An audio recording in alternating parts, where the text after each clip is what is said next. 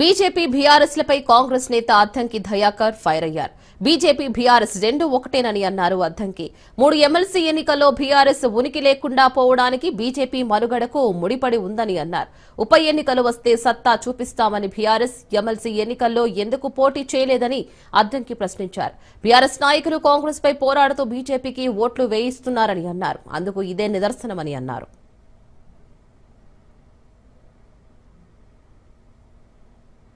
ఉప ఎన్నికలు వస్తే మా సత్తా చూపిస్తామన్న బీఆర్ఎస్ ఈరోజు ఎమ్మెల్సీ ఎన్నికల్లో ఏ ఒక్క సీట్లో పోటీ చేయకపోవడం అనేదే మీరు వాళ్ళిద్దరి రాజకీయ రహస్య ఒప్పందానికి సూచిగా చూడాల్సిన అవసరం ఉంది.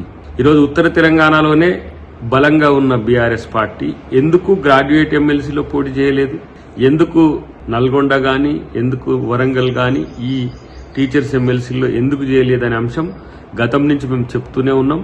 అది బీజేపీకి ఫేవర్ చేయడానికి ఎంతకైనా తెగించడానికైనా సిద్ధపడి పోరాటమేమో కాంగ్రెస్ మీద, ఓట్లేమో బీజేపీకి వేయించే పనిలో ఉంది. కాబట్టి దీంతో బీజేపీ రాజకీయ భవిష్యత్తు బీఆర్ఎస్ తో ముడిపడి ఉన్నదని, బీఆర్ఎస్ రాజకీయ భవిష్యత్తు తన ఉనికి ఉంటదో లేదో అనే అనుమానం అయితే ఇప్పటికీ ఉన్న పరిస్థితుల్లో కొంత ఇంకా కాంగ్రెస్ పార్టీ డెఫినెట్ గా దానికి సంబంధించిన రెబల్ లేకపోతే సిమిలర్ క్యాండిడేట్స్ సంబంధించిన అంశంలో కొంత నష్టం జరిగి ఉండొచ్చు. కానీ ఐడియాలజికల్ వార్లో బీజేపీని భవిష్యత్తులో కాంగ్రెస్ పార్టీ దేశంలోనూ ఇటు రాష్ట్రంలోనూ భూస్థాపితం చేయడం ఖాయం. తాత్కాలికంగా వస్తున్న వీటిని చూసి మరీ పగటి కళ్ళు కలగొద్దని చెప్పి బీజేపీ గుర్తులకు హితం.